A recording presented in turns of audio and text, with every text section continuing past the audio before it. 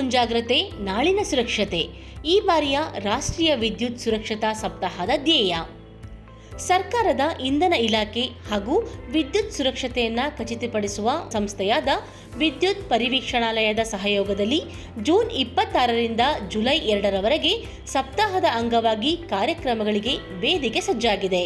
Central electricity authority ಮೂಲಕ ರಾಷ್ಟ್ರಾದ್ಯಂತವಾಗಿ electrical safety weak ಅನ್ನು ಆಚರಣೆ ಮಾಡ್ತಕ್ಕಂಥದ್ದನ್ನು ನಾವು ಎಲ್ಲರೂ ಮಾಡ್ತಾ ಇದ್ದೀವಿ.